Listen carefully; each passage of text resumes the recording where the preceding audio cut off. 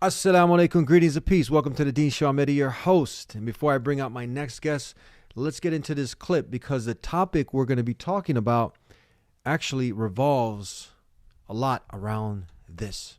Come on. Okay. Do you want to play rough? Okay. Uno. Say hello to my little friend. Okay.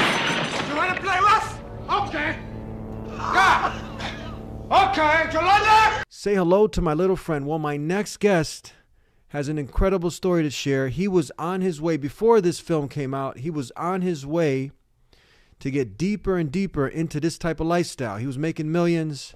He had all the luxury cars, luxury homes, money. He had it. But there was a great void in his heart. And he went through an incredible journey. And he's here with us today to share his story so we can go ahead and benefit, get some gems, derive some good from it so it can help us, help our children, help our families, help many people who are fallen into this destructive lifestyle. Many people might have watched some of these movies and they're fascinated with this, the glorification of the mafia and glorification of this type of lifestyle.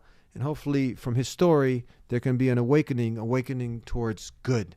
We'll be right back. Assalamu alaikum, peace be upon you. My name is Imad Sadeh. I'm at the Dean Show with Brother Eddie. We'll be talking about my life from Jerusalem to the States, my gang involvement, my drug dealing involvement, my prison life, and into what led me to come to the fold of Islam and my life now as it is. It's the Dean Show.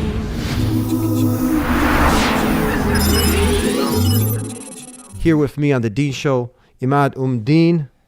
Assalamu alaikum. Wa alaikum assalam wa rahmatullahi wa barakatuh. It's a pleasure being here. Thank you for having me. How are you, brother? How's everything? Alhamdulillah. You Nothing is perfect, but alhamdulillah. Alhamdulillah. You've come a long way. Alhamdulillah. Yeah. Alhamdulillah. I still have my struggles, but alhamdulillah, I am in a much better position. Even with some of the problems I have now, I am in a much better position, a much happier person, a much thankful person than I was years ago, with all the luxuries of life or non-luxuries, whatever. I'm just a happier person. When you say luxuries of life, Yeah.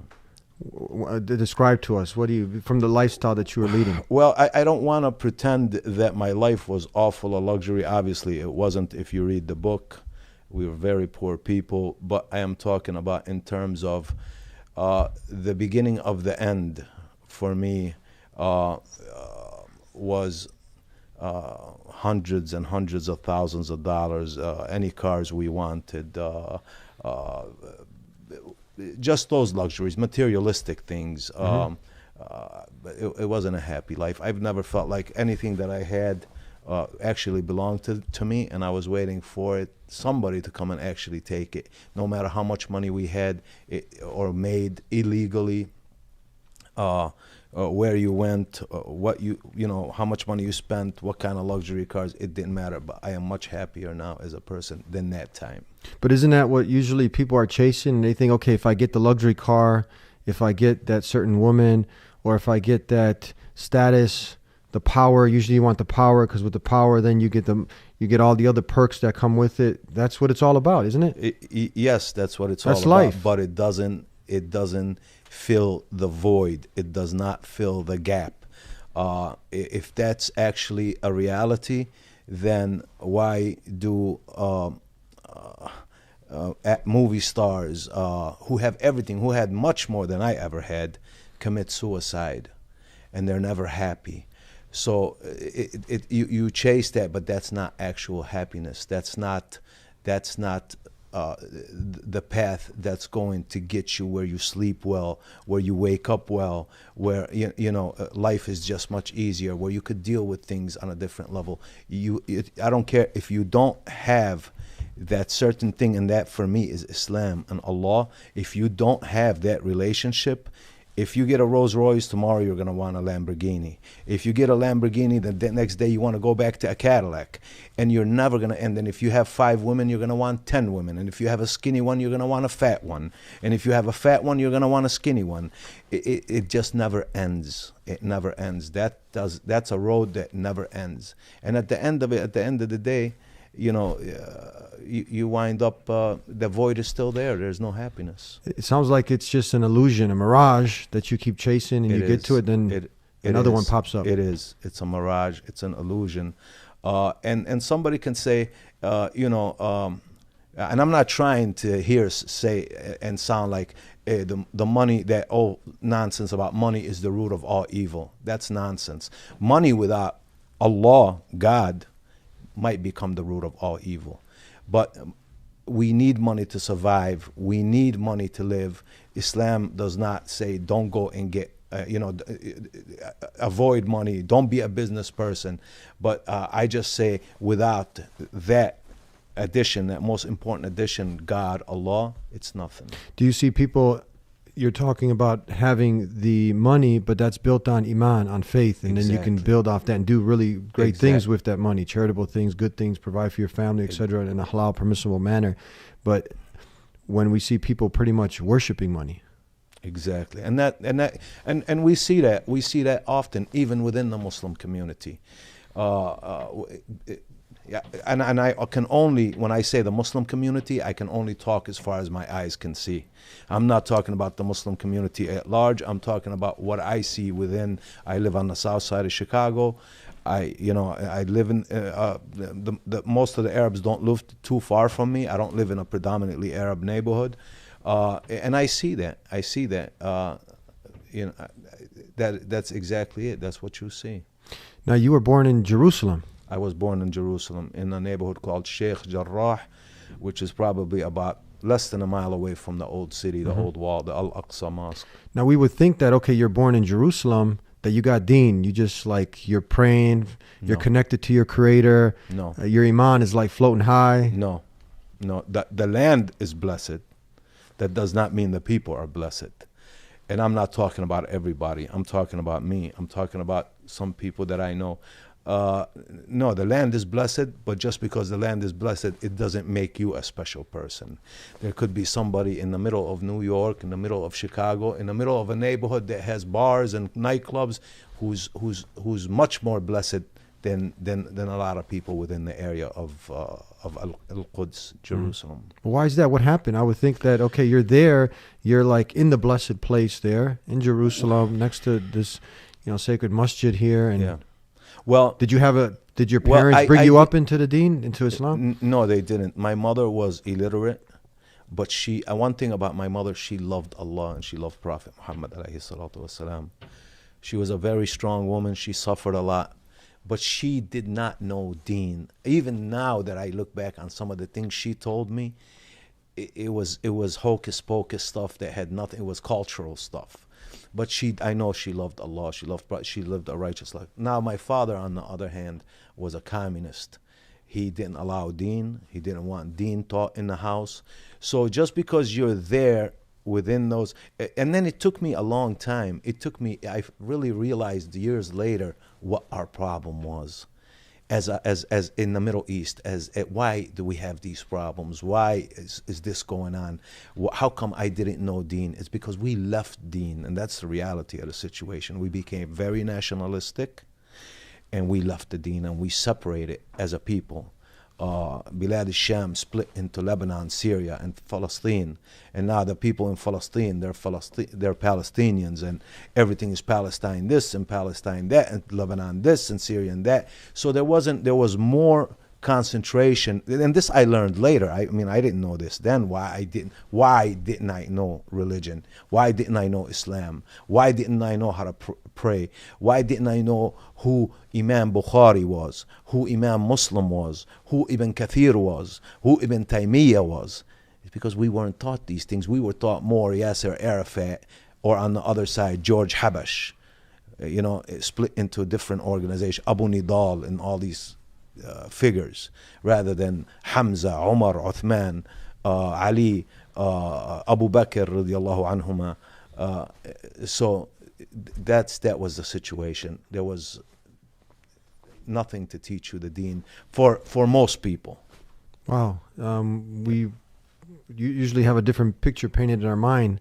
Not But, in those times. yeah. That's the picture I have in my mind. When you were there. I left 12 years old, so I remember quite well. Mm-hmm.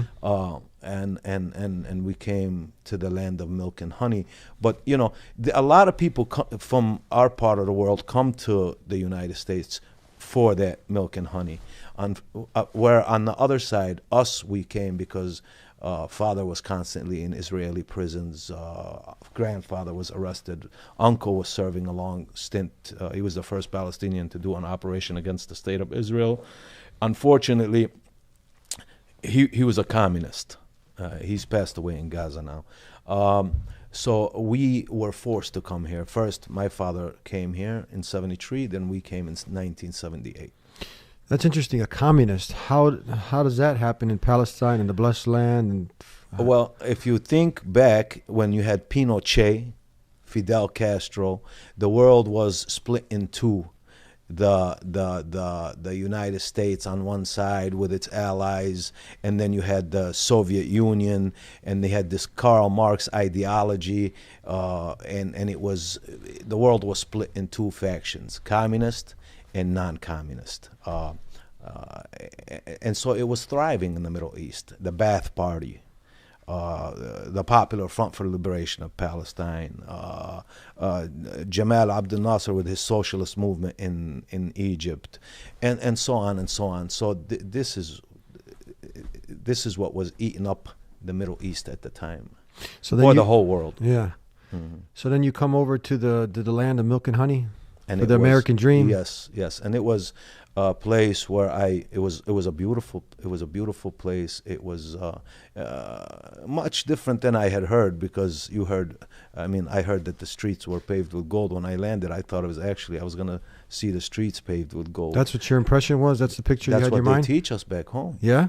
That's what, to us kids, if somebody, kids were coming back home from the United States, from New York, from Chicago, and they were saying, oh, the streets were paved with gold. Well, to me, I thought it was actually paved with gold, which meant something different. Yeah. But as we're leaving poverty.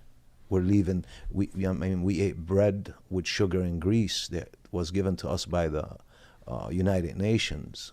And that's our food. It was that bad, huh? It was that bad. It was that, for us, it was that bad. For my family, for my mom and her 6 children, it was that bad. With some people, if they have deen, that's interesting, who they can be in a situation where they have the minimal, they don't have the maximum, and they can have, but they have iman, they have a connection with their creator. It can be the most blissful situation for them. Compared to someone, let's say sometimes someone can be here, have all the material things, and inside their heart have a nightmare. Well, let me tell you this. Be on Prozac, be on all sorts of antidepressants. And yes, let me tell you this. If I could bring time back, I would not, even though I didn't know deen, what my mom was teaching us, even without our father, our family structure, our everything, if I could bring time back, I would never leave there. I even tell people I wish that before I boarded that plane, and it's not unheard of that an Israeli soldier would have shot me and killed me before I left there to come here. What do you mean? I wish I would have never left there. Mm-hmm. I would have rather been shot and killed by an Israeli there rather than have come to this country. Not because I hate this country.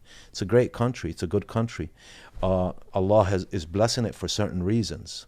There's more haqq here in a little finger than you have in Middle Eastern countries. And I talk like this because I don't want to. We want reality. We want to deal. We want to be able to say, Allah subhanahu wa ta'ala says, tell the truth even if it's against yourself, against your own soul. And I try to do that at the beginning of my book. You'll see that verse there. Because of coming here without having any deen, knowing any deen, thrown in a small business in the middle of a neighborhood with an oppressive father that didn't know Allah, did not want Allah in the house. And we as a family have been destroyed. we have been destroyed. I lost one sister. My brothers and other sisters don't know anything about Deen. They're living their American life. They have no clue what Allah is. They have no clue what Islam is. My mother's passed away. My father is still a communist to this day.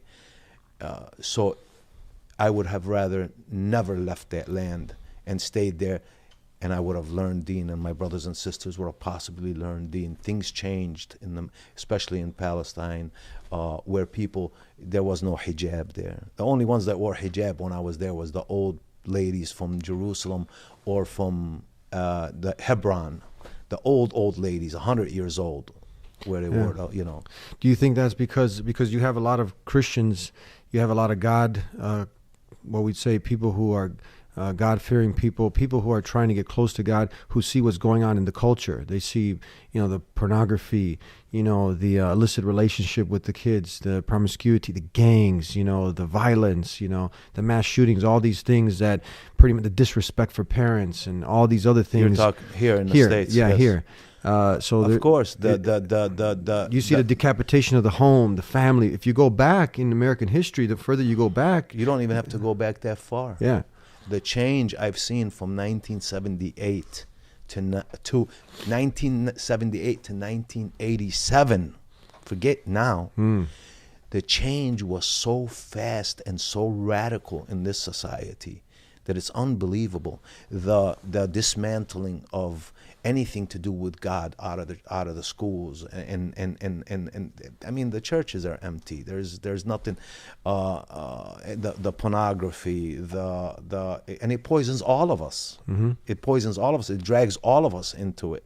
Yeah. And the riba. Everything you just said and more. Now the glorification of the in Hollywood, the glorification of the mafia, the mafia lifestyle, the gangsters, all this stuff. Did that have an impact on you to go down this route where you ended up eventually joining a gang? Well, to be honest with you, I joined the gang before a lot of the stuff came about. What made me join a gang wasn't so much as TV shows or anything like that. It was what was going on in the house. And it drove me to the streets. And I found comfort within the gang, love and acceptance. So, but then that's how my situation was. But to expound on what you said, what destroyed, from what movie that was produced that basically destroyed this country. And if you look back, the fall of everything was right after the movie Scarface with Al Pacino. I remember that one, yeah. Why do you say that? Because look at the glorification. Look how he went out. Look at the drugs. Look at the money. Look at the power. Look at, he was a soldier. Look how he went out in the end. Mm-hmm. And people to this day can repeat, I don't remember the words, but they can repeat what he said when he was getting killed. What was that? Say hello to my little something. Friend, yeah. Yeah. He's got the big M16 the M16 with the rocket launcher or grenade launcher at the bottom of it. And say hello to my little friend. Wow. Exactly. And that was where you noticed the country falling apart after Scarface. Can you imagine now Al Pacino in Scarface? I mean, it's because in the Deen in Islam, we got to send good trends. You know what I mean? Can you imagine a good trend? Nowadays, people are doing the most ridiculous things to get likes, shares, to get people's attention. Kids are falling blindly. The craziest. So imagine like Al Pacino now. Say hello to my little friend. Would say hello to my little friend, and now what you just associated with the downfall, and how many people now really truly ended up true life stories following Al Pacino, following that lifestyle because of that movie. Yeah. Because they thought, now I can make it. If he did it, it's a movie. But that was the beginning of the end of everybody. You think so, huh? Oh, that was Scarface. Say hello to my little friend. That was not long after that. Cocaine became so popular. After the movie, you think now increase in cocaine sale? If you think, I had a friend who used to deal coke when I was just 15, 16 years old, and I used to hang with this guy who was an older guy and a white guy. and he used to come and hang with us in the neighborhood, and he was buying ounces on the north side from the Cubans for 2,800 to 3,200 an ounce of powder. And then not long after, and I believe, I don't know what kilos were, I was just a little kid, but they were in the 50s and 60s to drop down to 12, 13, 15, 18,000 a key. An ounce went to 700, 800. A bit afterwards, we're talking about the mid 80s, but I mean, the Scarface was when? 84? So, yeah, that was. So how old were you at that time then? Scarface. I was, I believe, about 16 years old, 17 years old, maybe somewhere around there. Did you turn towards that lifestyle around that time? It didn't. I didn't. I was already into that lifestyle without the drug. You were already in there. I was already gang banging. I was already doing shootings. I was already doing a lot of different things. I started my gang life in 1981. 1981, I was just dabbing into it. By 82, I was heavily into it, up to my neck. You mentioned three things. What were they? A sense of belonging? Sense of belonging, sense of respect, and acceptance, and love. That you felt you were missing from your home? It was misery at home. My dad was a woman beater. He beat the whole house up. It was later in life I found where Rasulullah sallallahu alaihi wasallam said, may the peace and blessings of God be upon him. He said, when the father is no good in the household, basically, I'm giving you in layman's terms, it's as if the devil runs the house. Did your father ever come back towards the deen? Did he? No. And as recently as about a year ago, I ran into someone at the mosque who was from Jerusalem and says, was talking about who I was, what my uncle was, and where I'm from, and he says, young man, he was an older guy, 70 something years old. He says, who did you say your uncle was? And I said, Nabil al-Qabalani. He said, does he have a brother? I said, yeah. He said, what's his name? I said, Naeem. He said, who's Naeem to you? I said, that's my father. So I gave him his number. I don't deal with him much. And he called him and he said, hey, he found out who he was. They, talked, chit-chat. And he said, I met your son at the masjid. And he said, I hope you're not one of those masjid people. You're going to try to lecture me. He's still a communist to this day. He wants nothing to do with the deen. He wants nothing to do with Allah. He's my father. I respect him, but other than that, there's not much else. You've tried giving him dawah. You've tried. Well, he knows what I am. He tries to talk religious stuff when he used to see me, but I'm gonna be honest with you. The things that happened to my mother, not so much as me. I'm a man. I take pain. By the time he was done with me, I didn't feel any pain. I didn't feel anything. So I was. The streets didn't do anything to me. It was a place where, if I was to be killed, be killed. But I don't think any da'wah would do him any good. He is just so far into that communist ideology. He even told the guy, "I hope you're not one of those masjid people who's giving da'wah, basically." May Allah guide him. May Allah make it easy for you and your family. Inshallah. When you came to the States, so you end up finding those components, and this is for all of us who have families, this is something so important to give that love and to give. This is one of those benefits of your story is we don't want to happen what happened to many youth. You can drive your kids into the street from the house, depending on what happens in the house. You can drive your kids out into the streets, and there are people out there who are willing to accept them with open arms. The predators. The predators, and people who are predators unknowingly, because it's the only thing they know. So they do things. This is our way of life. I had friends who used to go to house parties and yard parties who would bring their kids dressed in our gang colors. Wow. 3-year-old kid dressed in gang colors, but that's all they knew. That's what they loved. That's what loved them back. So you can't frown upon it because you don't know. You have to understand their mindset, and their mindset is that we have the deen. On the other side, before I had the deen, I had that, and that was, and it made you feel like the deen. that kind of love. And that was our deen. Unfortunately, at the end of the day, within a few years, most of the crew that's there, they're going to be dead, in prison, or winos. Wow, and that's, you got to look at it like that. For those people who are living that lifestyle, who are chasing that empty Some dream get out. hollow. Some get out, but few. That's the best thing that you can do is get out, because you got to take it to the you got to take it to the end route. What is it? Like you said, now it's either in prison or dead or drunk or a drug addict or That's something. it. Some get out. Now, don't get me wrong. There's people that get out and they make a life outside of that.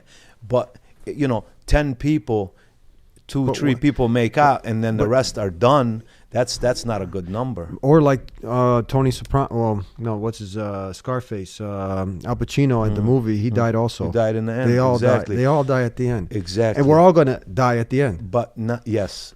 Hopefully, a different Good way. ending. We want a good ending. So like people say to me, I'm in school right now to be certified as an outreach worker, and I tell them the thing with me is I didn't leave my gang on bad terms, meaning I didn't snitch on anybody, I didn't rob anybody, I didn't betray anybody. So I was that, and now I use that to be, at least spin it and use it in the positive. Yeah. Tell me, so from there you end up moving up, what we perceive as moving up. So you have the gang, that's street corners and whatever else goes on there, shootings, drive-bys, exactly, all that stuff. It was a lot tougher then. It was much more. You had to be a knock-around kind of guy to get into the gang. They didn't we didn't just accept anybody. There was some drive-bys, obviously, or shootings, but it wasn't as rampant as it is now. There was more what we called back in the day humbugs. Humbugs meaning 2-3 cars get in a 2-3 carloads of guys drive into the next neighborhood and get into fist fight, bats, chains, not much guns. But now it's different. Obviously, you can see it's worse now. Because I remember seeing people on the corners, like it seems like that got cleaned up. You don't see many around, and you don't see many because the killings are so bad that people have to not put yourself. You used to hang out in the corners and then expect somebody to come and fight you. Now the killing is so bad. I mean, there's so much of it that people have enough sense not to stand on corners anymore because you're going to get killed. And now they're not using 22 caliber pistols and 38s and 357s. That was back in the day. Yeah, I mean, we had a 22. I had a 22. I had to 8-shot 22 or 6-shot. I had to fire it 12 times to get off 6 shots. Tick, tick, tick, pop, tick, tick, tick, tick, pop, tick, tick, tick. Now they got AR-15s and AK-47s and street sweepers, a shotgun that has I don't know how many rounds into it, and they're mass killing machines. It's a different day and a different time. So when you don't see the people on the street on the corners like you used to see, there was a bit of security back in the day. Nowadays, how do you have security against an AR-15 or AK-47? So what happens now? You move up and you start actually going to a whole nother level. Yeah, well, I went to state prison, and then I did some state time, and I met people who I was enemies with and became like brothers with them in the joint. So actually, and I moved up in the ranks, and I had a nice position for the organizations I was with. And then when I got out, I decided not to gangbang so much. I learned the trade in prison, and but the drug game had kicked in pretty good. I steered away from it for a while, but then I got sucked into it. When you're making $20,000-$30,000 a day, and you're talking about someone with no heck. It was sucking in people that had deen. So imagine someone with no deen. So now in the prison, you actually start reflecting about purpose of life, deeper questions? My first time in prison. First time. This was the first time. I did 2 years in state prison, 2 different times. I reflected just not so much religiously because Islam wasn't as strong in prisons as it is now. But I reflected on just wanting to live a crime-free life. You wanted to get away from that lifestyle? Because I've met so many people who I was enemies with on the street and tried to kill, and they tried to kill me, that we became like brothers in there. We broke bread together. So me in the prison. in the prison. So me as an individual who has,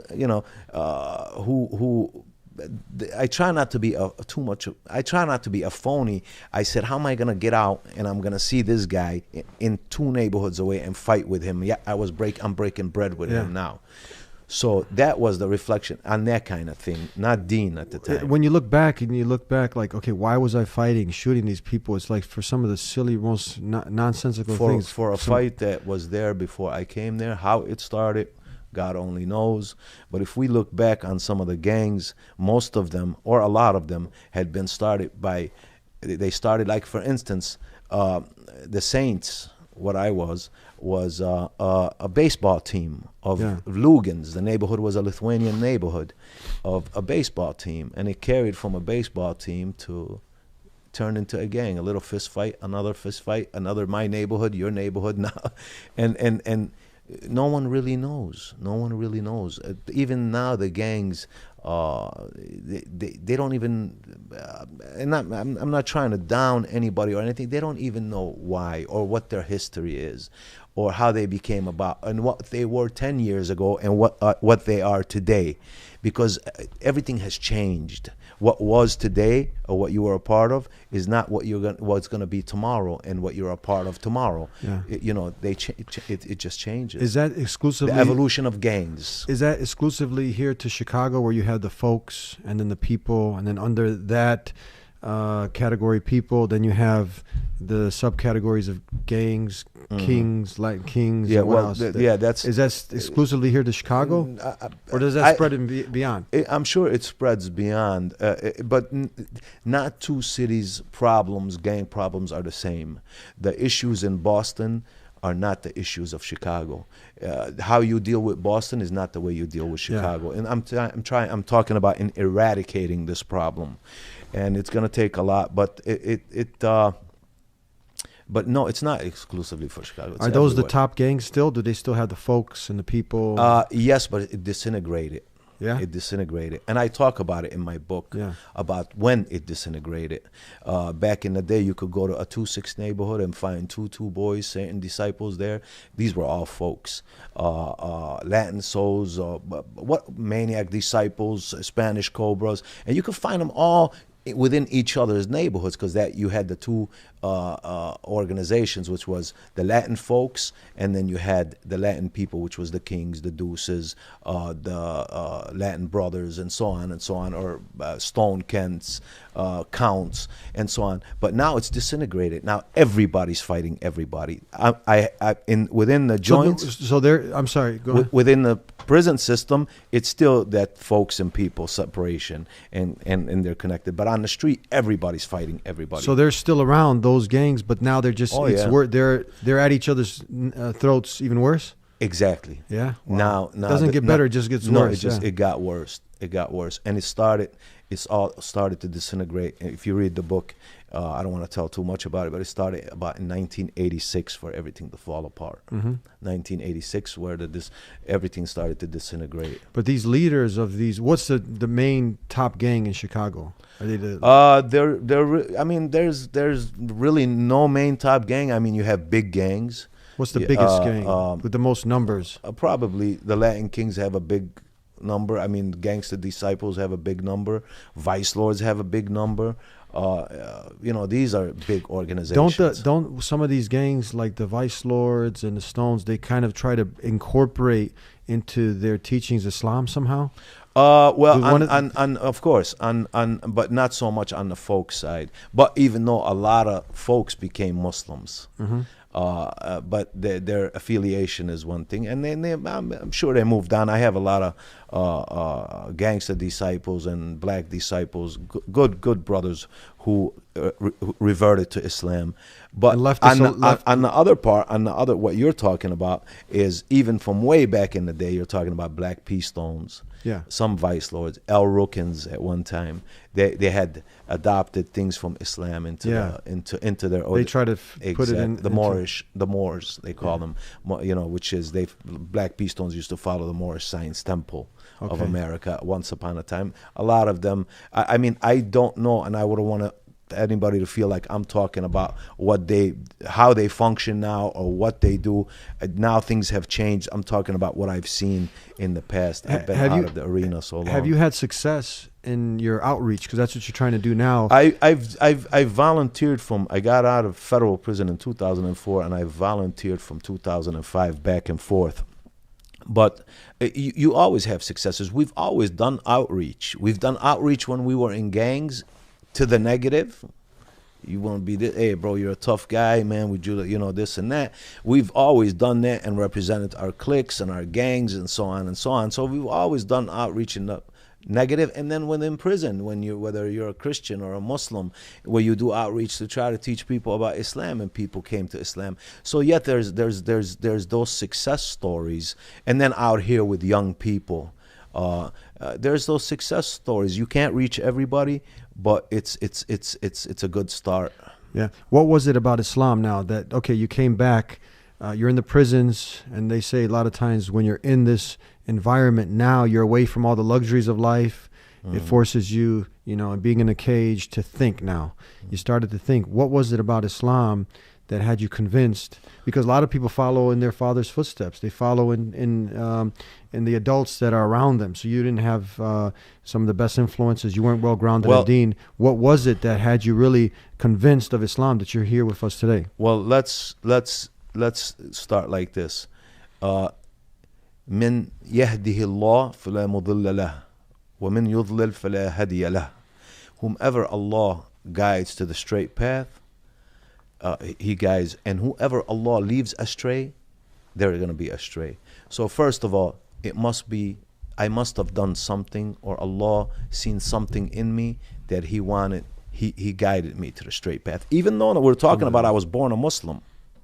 So, but there was nothing to show that I was a Muslim. But what brought me to Islam, of course, first was Allah's guidance. Second, that Allah sent these people to me to constantly harass me, and me seeing them, that what is it that makes them love the religion that I was born into more than me? Those were the African Americans in the prison. In the prison. Yeah. Who came to me constantly. The brothers in the prisons were one after the other, after the other, and watching them when Salah time came, and I'm sitting there drinking coffee, smoking a cigarette, and they're in one section, one or two making Salah. What made them? What is it that's making them do that? That's not making me do that.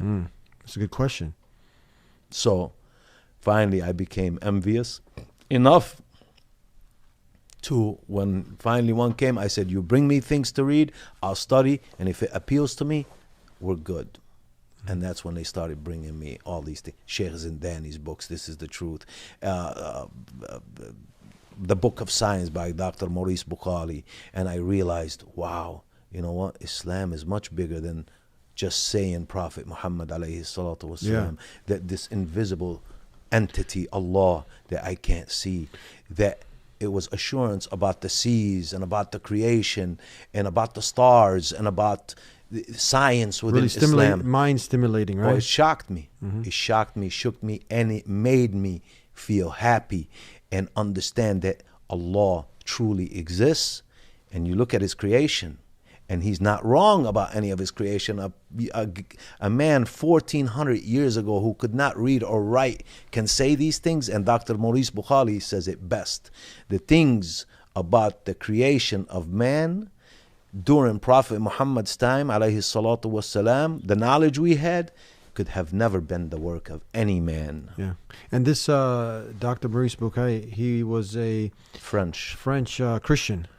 French Christian, yes. He was the best. He was the top embryologist in the world. He was. There's a couple of them. He was actually, I think, in Egypt. He was studying something with the mummification. You know, what's mentioned in the Qur'an with the mummy, and then being preserved as a sign for all to see. Exactly. And then they approached him, and he laughed at them. Yeah. And then he went to learn the Arabic language in Yes. order to understand the Qur'an. So he would, because he proved the Christians wrong when they came to him. So he laughed at the Muslims and said, I'll prove you wrong too. But when he did study, learn the Arabic, to go to the actual text. Yeah, he went to the text, specifically learned the admitted- language. He Yeah. admitted that, Yeah. that Allah was correct. He about didn't do everything he what a lot says. of people do, just intellectual laziness. They just brush No. it off. No, he wanted to confirm. Exactly. He went. Some signs came to him. He didn't just brush it off. Yes, and I believe another one was Jack Cousteau, the oceaneer, who about the invisible wall within the water and different shades of water. Dr. Jack Cousteau. These signs are there for anybody. It's not like many people associate things with religion, hocus pocus, because Yeah. you have these man-made religions and you Yeah. see the hocus pocus, but Islam stands out. It's unique. Yes. It's something, if anyone's sincere, humbly looks at the And evidence, they'll see that this is from the Creator. Exactly, and Allah challenged you to the test, Yeah. to look. And even within Christianity, what brought me so close, where I don't hold any resentment to those Christians, it brought me closer to the Christians and to the Jews. And I'm talking about Jews, the Torah. We're not talking about anything else or any Zionism, because that has nothing to do with religion. That's a nationalistic ideology. The Bible says, love your Lord with all your heart and mind. Well, we know what heart means, the thing you feel for your son, the thing you feel for your wife. But what does it mean when it says with your mind? Use your mind, think, so that way you are loving correctly, you understand, you study. That's what the mind is there for. So even within Christianity, it says love your Lord with all your heart and mind. And I realized that it wasn't Christianity and it wasn't Judaism. Moses didn't say this is Judaism. So what did Moses teach? La ilaha illallah, Musa Rasulullah. And what did, there's no God but Allah, one God. The 10 Commandments. Jesus was asked, how do I attain, good master, how do I attain eternal life? Go to paradise. What did he give him? He didn't give him anything. Worship me, I'm God. He gave him the 10 Commandments. Your Lord is one Lord. And Jesus, Isa alayhi salam, is the messenger of God. So until later people changed the names of these religions, where the difference in Islam, there's nobody called Islam. It's submission. You submit yourself to God physically and spiritually. Mm-hmm. And that's what Moses taught, and that's what Jesus taught. So in reality, they were Muslims. So we're all connected. We're Muslims, of course, without the shirk and all this other stuff, associating partners with God. I like that when you define the word Muslim, one who has submitted his or her will to the Creator that heavens and earth. In Arabic, Allah, Aramaic, the language Jesus spoke, Allah. So now they understand the meaning, and this can help you appreciate it much more. At what point, how long did it take you? How many books did you have to read? How much of the evidence, how much of the observation of the Muslims there giving you dawah, how much time did it take where you were finally convinced, like, man, this is the truth? Yeah. 1994, I said late 94, I switched from one prison to another, but before I went to that prison, I went to my first Jum'ah. I went there a couple of times, and I was transferred to Illinois, federal prison. I would say it just 6-7 months of reading, and then I couldn't stop reading after that. Mm-hmm. I wanted to read. The difference in federal prisons was that we had different in state. You had TVs in your cell in state. In feds, you don't. And I didn't want anything to do with the TV rooms because I didn't want to be around people too much. So I read and read and read, and the more I read, the more I had, the more affirmed certainty I was, and I had that where my feet were based firmly on the ground from these books. But you have to go at it with an open mind. Mm-hmm. You can't just go at it and rather than fight it, go at it. I'm gonna fight it and prove. Even some people have went at it like that and became Muslims. Yeah, I know one individual who ended up. He was from a Muslim family. Kind of similar story where actually his father ended up coming or practicing Islam. They didn't know much coming from Bosnia, and then the son ended up getting involved in drugs, selling drugs, and then he went to prison. He went to federal prison, and then someone came to try to give him dawah, try to talk with him. and he turned his back. He said, there is no God. Now he became an atheist. He turned his back because he said if there was a God, he'd be answering my prayers now. So I was thinking, I was like, what kind of, you get yourself in trouble, you end up, doing a crime, you're in jail, and you expect, like to rub a lamp like genie in a bottle, make a prayer, expect the gates of the prisons to open up for you to get out. Exactly. That was his logic now. Yeah, and I mean, I was an atheist. I was more than an atheist. I felt as stupid as I was in this thinking. I felt like you have Allah, I have a war with him, astaghfirullah. And that's where I was in my life. And I didn't believe in anything. And this was before prison or in the prison? Even the beginning of the prison. In the beginning of the prison. It took me 2-3 years, like I say, 2-3 years to even start going to Jummah. I wanted no part of it. I wanted nothing. And I used to kind of say, hey, look at you. You think you're going to fool, if there's a God, you're going to fool him? You think he's going to open those doors for you if you're reading that Quran and that Bible? It's not going to open. There's no magic. The thing is this. We look for our idea of something coming from Allah, God subhanahu wa ta'ala, is that, for instance, if it's money, that a bag of money should fall out the sky in front of me, that's a miracle. Yeah. But we don't realize daily we have these miracles happening every single day, but we don't count those blessings because they don't mean nothing, because they didn't give us $1 million. They didn't give us 10 girlfriends or 10, houses or whatever the case may be. Those are miracles. But we discount everything else that happens in our life every day. And if you pay attention, we're getting mercy and miracles every single day. Mm-hmm. Every single day. And I don't mean to sound like hocus pocus. I'm telling you, if you sit and watch certain things you say and you contemplate on them, there's had to be a force that stopped this particular thing, something, or gave you this particular thing, even a small thing. Yeah, those signs that are sent for the individual are amazing. Things that happen if you look at your life. Yes. The harms that are pushed away, the blessings that were given. People don't reflect. They don't think. No. May Allah guide us all to be awoken and awake. And now, so you end up studying. You're using the common sense, the faculties that Allah, the Creator, gave you. And now that's it. You're consciously making a decision that this is the truth. And now you're going to submit. Exactly. Describe that feeling. Describe that day or week or. Let me tell you something. It is, it's the best feeling in the world because you feel like you've reached a mountaintop. There's no more climbing. You're there. Now, do you still make mistakes? Of course you stay. We're not talking about big mistakes. You still make mistakes. You still have those. But when I came out of prison, and I had certain things happen, unfortunate things happen, daily life. When was I happy? And I would think back, and I said, "Wow, prison. The brotherhood in prison was unbelievable.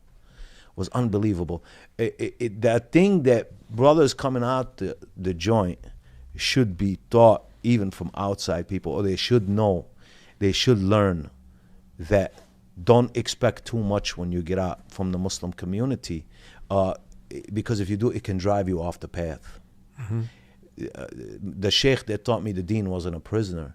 He said, the brotherhood you guys have here, you're not gonna find it out there.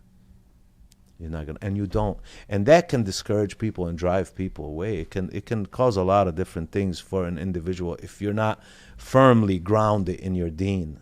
It can drive people off the straight path. Yeah. If you're not firmly grounded. And what I mean by firmly grounded, you've studied enough to know that this is actually the truth, like Sheikh Zindani's book says. This is the truth. That's another key gem that we can take from this is that you really didn't appreciate the truth, or you didn't really start to implement the truth, know the truth until you got grounded in the truth. We see a lot of people not being grounded in the deen. They might say some phrases of the deen, but it's a shallow, empty shell. Exactly. You got to be grounded. Exactly. And the thing is to be humble. And not to learn the deen, to argue about the deen with certain people. Read one book and they've become scholars. Mm-hmm. They become scholars, and then they want to argue about the deen, and they want to fight about the deen.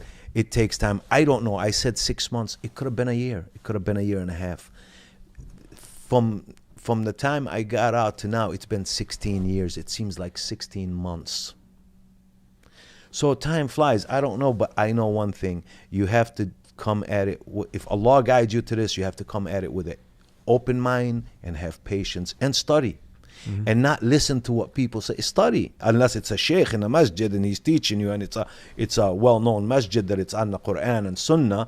Then yeah, of course. What advice do you have for people, young or old, who are still stuck on the mirage illusion of Scarface? Mm-hmm. And they've joined the gangs. They're in the gang watching this. Maybe their parents or someone, their friends say, hey, watch the Dean Show. They're watching this. And this can be in Australia. We got a lot of gang on gang Muslims even fighting each other, shooting each other. Okay.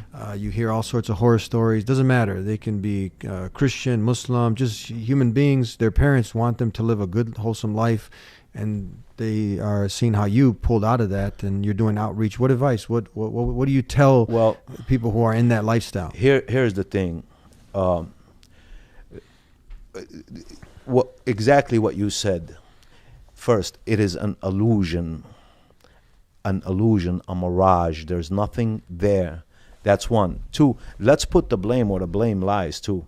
A lot of Muslim parents are in denial, and they pretend that their kids are not doing anything. I went to the masjid on 92nd, and I volunteered when I got out.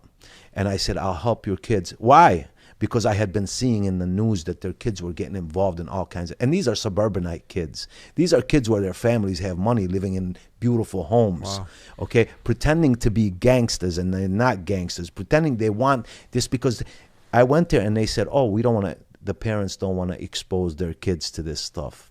Mm-hmm. Expose their kids to what stuff? Your kids... As if this is going to corrupt them. This is exactly what... they're already corrupt. But they're already corrupt. Yeah, wow. They're already corrupt. So what I tell you is this. Looking at you from my eyes, the eyes that have seen a lot, looking at you, if you could take video... I told somebody, if you could video your actions throughout the day and just sit at home at the end of the day and watch yourself, I guarantee you, if you have any sense, you'll be embarrassed at yourself.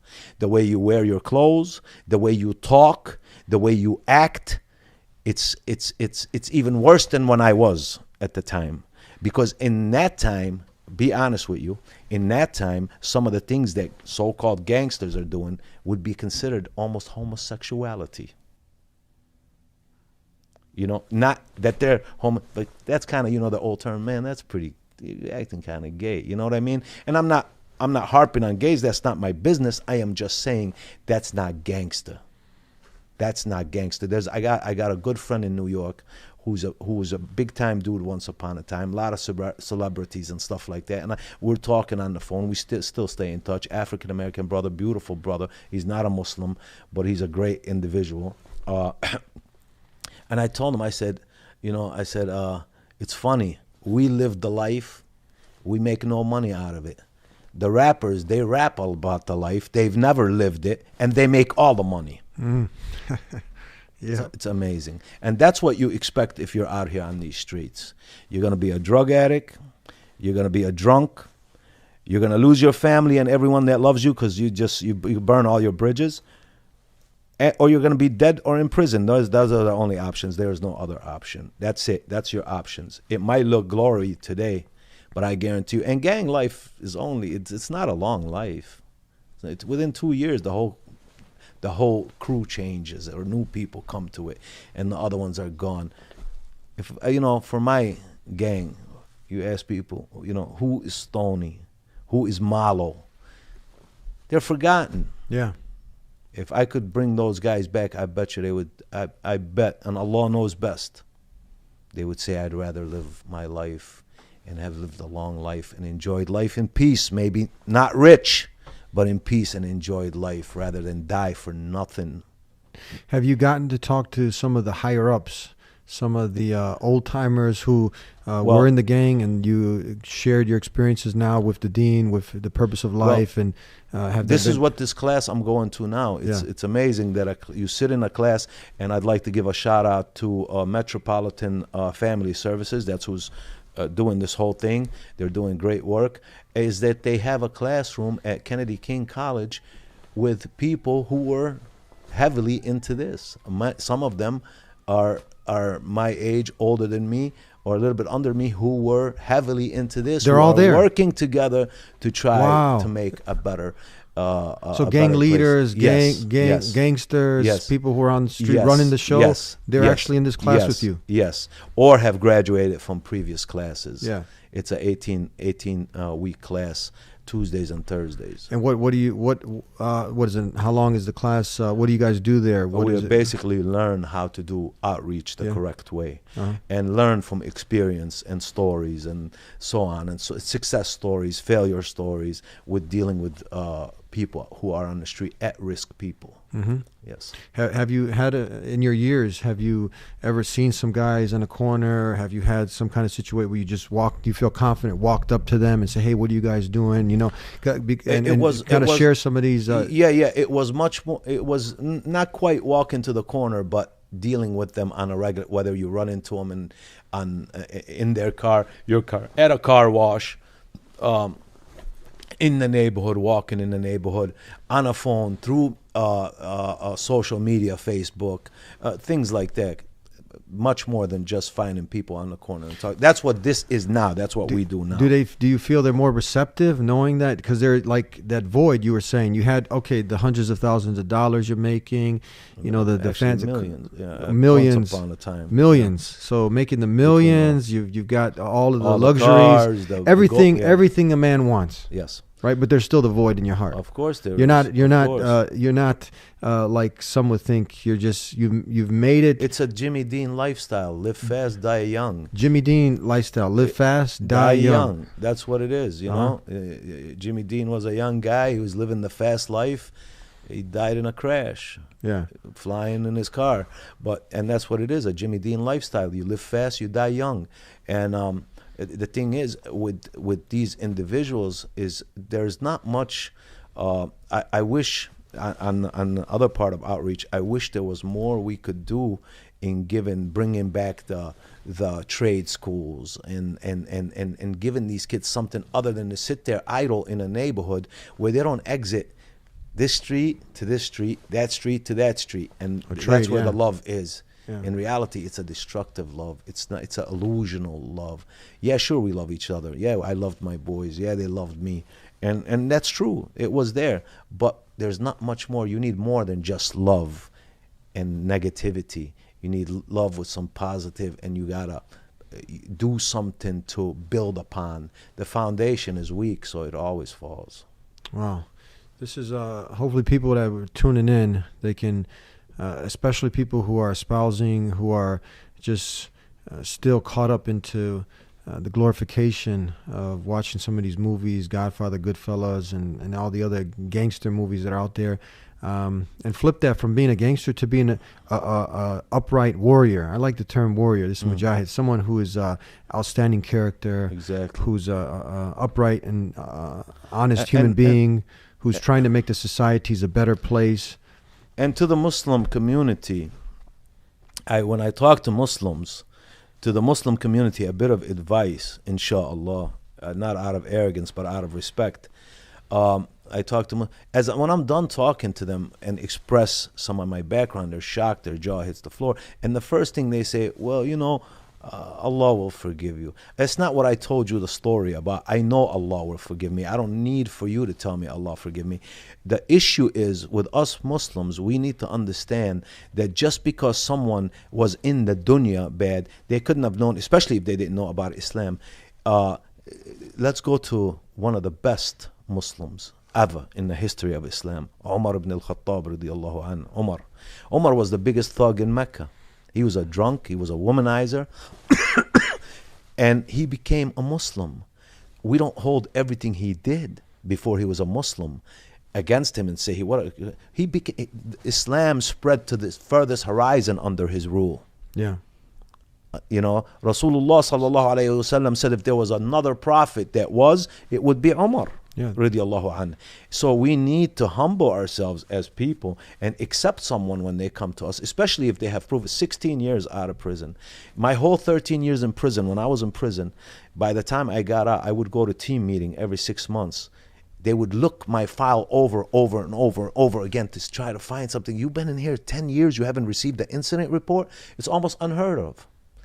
It's almost unheard of. So we as Muslims, we need to pull brothers like me into the fold and try to help out these young individuals instead of trying to pretend we don't have a problem. Yeah, it reminds me. Because once upon a time, I came from a Muslim family. That was one example, but there's a ton of examples. Those who Yes. who hated Islam, they were anti-Islam. They were they were the best in the dunya, you would say, but then they became the best in the deen. Like Yeah. Rasulullah said, Yeah. hadith. Yeah, absolutely. Yeah. And that's the thing. We need to accept that. And then, you know, I deal with people. I say, look, I walked into a brother's office, and you know, he's got all these Quranic verses, Ikhlas, Falaq, Nas, all this stuff, and I know, you know, certain things about this, and I said, you know what, so and so. He said, what? I said, all this stuff. If we followed one hadith, let's just say we put everything aside, you will not believe until you love for your brother what you love for yourself. If we followed that hadith, of course we will follow everything. That hadith, we would be a much better people. But you know, Allah knows best. We have our problems are. I am a firm believer that most of our problems, especially in the Middle East, are by our own doing because of certain things we have done in the past and still doing, especially this nationalism stuff. Yeah. It reminds me, there's where the Prophet ﷺ said, you know, leave this nationalism, it stinks. Of course. You know, and when we abandon the verbatim word of God Almighty Allah, the Qur'an and the Sunnah, Yes. you can just imagine, you know, Yeah. we go away from the mercy Of Allah, of Yeah. course, of course. Where can people get this book? Because everything you're talking about Is in that book, is in, and more. I didn't want to get, this is my book. I actually, a Syrian doctor I met at a fundraiser said I should write a book. I thought he was nuts. Yeah. I was introduced to him and I thought he was nuts. But you did it. Huh? But I didn't know that I had a story to tell. Yeah. I didn't know that I had a story. I thought my whole life was just normal life. Yeah. But when people hear it, and it wasn't him, it was a ton of people. That was 2005. It wasn't until 2000 and maybe 15 that I started to write the book, or 16, something like that. Yeah, that I started to write the book. Yeah. 16. Yeah, that I started to. A friend of mine, Gangsta disciple, wrote a book. True Gangsters Don't Fold. I went to visit him in Dalton, Illinois, and I was sitting there chit-chatting with him, and I saw the book, and I lifted it. And he was the last one to tell me, Imad, you have a story to tell, write it. And I saw that, and it gave me encouragement. And by the will of Allah, I wrote it. But it was from 2005 to 2016 or 17, whatever the time was when I started to write the book, that it was a slew of people on between, even bikers from Chicago Outlaws, one of them was. I said, man, you're an interesting guy. You got to write a book, man. You need to write a book about your life. And alhamdulillah, I wrote it, and I've been getting great reviews on it, really great reviews. The imam that taught me the deen has a PhD. He was going to edit it, and I decided, you know what? No, I don't want it. There's a couple of misspellings in there, but I had somebody read it, and it was great. I wanted it to be from a kid who failed grammar school, never went to high school, and received his GED in federal prison. I wanted it to be just that. And alhamdulillah, I'm getting good reviews on it. And the book is at Walmart, online, Barnes & Noble, or Amazon. But please, if you read the book and you think it's good, more importantly than purchasing the book is the reviews. Barakallah fi. Thank you so much. Thank you for sharing some of the pieces of your life from the book. Thank you for having me. Barakallah fi. Wa fikum. And may the Creator of the heavens and earth, Allah, continue to use you for good, to help those who have succumbed, who have fallen into that pit of destruction and lifestyle, to inshallah get them out so they can be good, righteous human beings connected with their Creator, inshallah. Inshallah, I can become on your level. I see your stuff all the time, and I love it. It's awesome. It's beautiful. May Allah reward you, man. You are a soldier of Islam, I envy you in a good way, not in a bad way. May Allah forbid. And you and people like you are, after seeing the lack of unity within the Muslim community out in the streets here, it's you people like you who I can see someone. When I saw you and I said, what is this? The Deen Show? What is it? And I listened a couple of times and I said, MashaAllah, things like that. If a brother's going to stray off, he comes right back. Allah Akbar. Alhamdulillah. Thank you, brother. May Allah bless you. Barakallah feek. And that was long before I did my book or wanted to meet you. Alhamdulillah. Yeah, thank you, brother. That's what we say. May Allah accept from all of us. Ameen. Ameen. Ameen. Allahumma salli ala Sayyidina Muhammad. And thank you guys for tuning in. We'll see you, inshallah, God willing, next time here on the Deen Show. Subscribe if you haven't already. Peace be with you. Assalamu alaikum.